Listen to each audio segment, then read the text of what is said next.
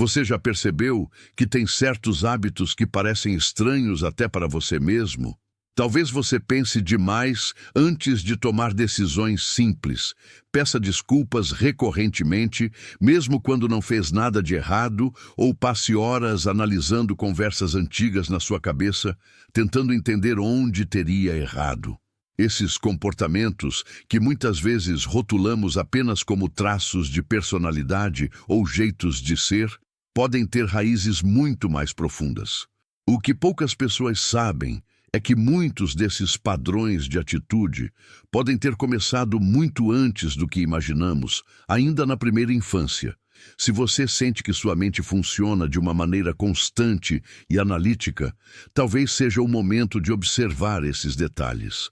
Convido você a prestar atenção em cada ponto deste vídeo, pois entender a origem de um hábito é o primeiro passo para ganhar mais liberdade sobre as próprias reações. A psicologia mostra que experiências durante a nossa formação criam padrões mentais que continuam influenciando nossas atitudes décadas depois. Durante os anos de crescimento, nosso cérebro está aprendendo constantemente como interpretar o mundo ao nosso redor. Imagine que sua mente é como um sistema operacional em constante instalação. A forma como fomos tratados, as expectativas que existiam sobre nós, ou até pequenos momentos de tensão doméstica, funcionam como linhas de código que definem como vamos processar a vida adulta.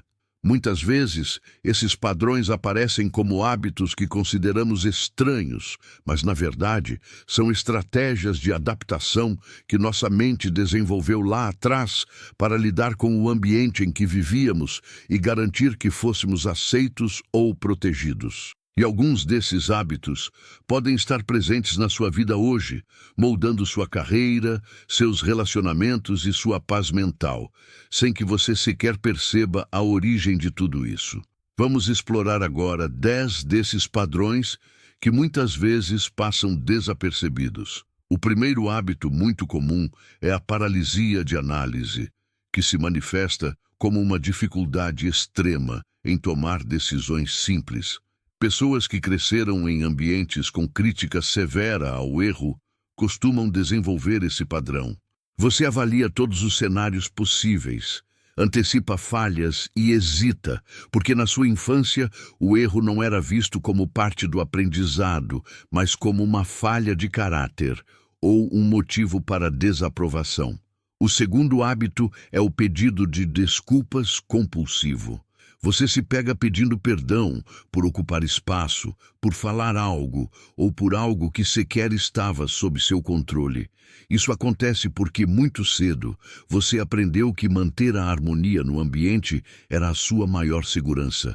Se o ambiente era instável, pedir desculpas era uma forma de diminuir a temperatura de uma possível discussão. O terceiro hábito é a preocupação excessiva com a opinião alheia. Quando a aprovação externa era a única moeda de troca para o amor ou o reconhecimento na sua casa, você naturalmente aprendeu que sua identidade depende de como o outro te enxerga. Você vive em função de atender expectativas que muitas vezes nem são suas, apenas para se sentir validado. É curioso como esses pequenos mecanismos de defesa se tornam parte de quem pensamos ser. Existem hábitos ainda mais ocultos que operam nos bastidores da nossa mente. O quarto é o hábito de analisar repetidamente conversas passadas. Se você fica revisando o diálogo que teve no trabalho ou com um amigo, tentando encontrar tom de voz, entonações e subtextos, isso é um reflexo de uma mente em alerta. Você tenta prever erros futuros através da dissecação do passado. O quinto hábito é a dificuldade em relaxar ou simplesmente ficar parado. Pessoas que cresceram em lares imprevisíveis, onde o clima podia mudar de calmo para tenso em segundos, desenvolvem uma mente hipervigilante. O seu sistema nervoso aprendeu que o sossego é o momento em que algo pode acontecer. Então, paradoxalmente, você se sente mais seguro quando está ocupado ou resolvendo problemas. O sexto hábito é a tendência em tentar agradar todo mundo, o famoso perfil conciliador. Se a sua segurança emocional dependia da estabilidade dos seus responsáveis, você aprendeu a suprimir suas próprias necessidades para manter todos ao seu redor satisfeitos. O sétimo hábito é o mecanismo de evitar conflitos a qualquer custo.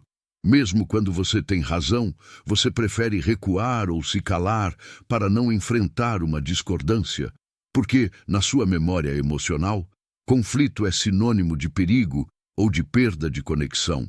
Esses comportamentos não são defeitos, são evidências de uma criança que aprendeu a sobreviver da melhor forma que podia. Continuando essa jornada de autodescoberta, chegamos aos 3 últimos hábitos desta lista, que são talvez os mais exaustivos. O oitavo é a autocobrança excessiva.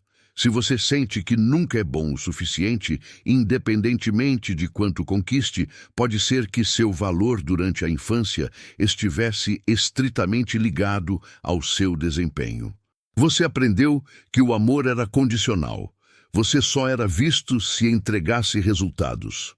O nono hábito é a necessidade constante de provar o próprio valor.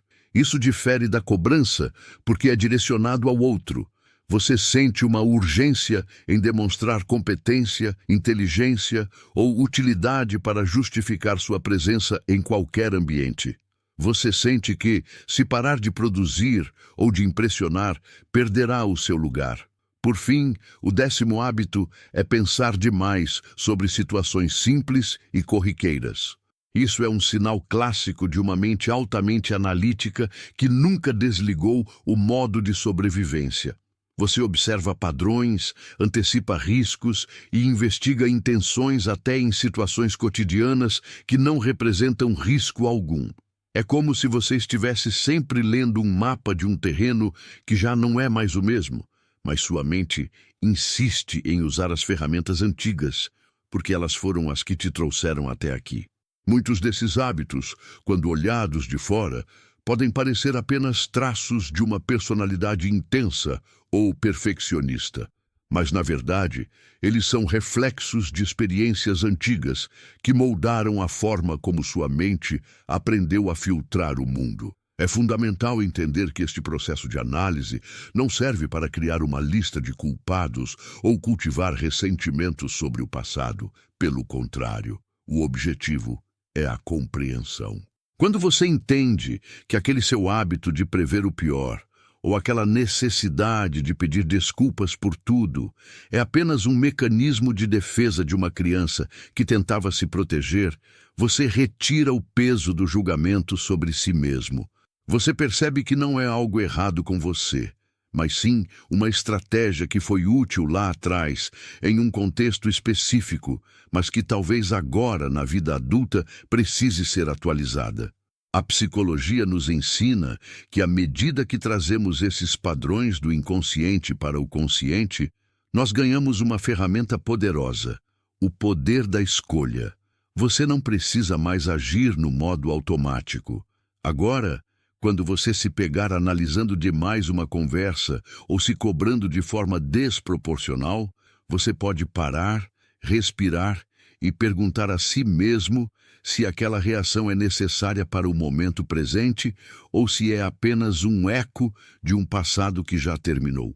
Quanto mais entendemos nossos próprios pensamentos, mais liberdade temos para escolher como reagir a eles. Você é o observador da sua própria mente, e quanto mais você estuda esses padrões, mais controle você exerce sobre a sua trajetória. Se você se identificou com alguns desses hábitos ou sentiu que eles descrevem com precisão algo que você vive diariamente, saiba que isso é um sinal de uma mente altamente observadora e analítica. Você tem a capacidade de se autoexaminar, e isso é uma habilidade rara e valiosa. Entender esses padrões é o primeiro passo para transformar a forma como você enxerga o mundo e, principalmente, como você enxerga a si mesmo. Se este conteúdo ajudou a esclarecer um pouco mais sobre quem você é e por que pensa como pensa, convido você a se inscrever no canal. Aqui, Continuamos revelando os padrões psicológicos que moldam nossas vidas, ajudando você a transformar sua autopercepção em uma ferramenta de evolução real. Reflita sobre qual desses 10 hábitos apareceu com mais força na sua rotina e tente, apenas por hoje, observar o momento em que ele surgir, tratando-o com a curiosidade de quem conhece a si mesmo profundamente.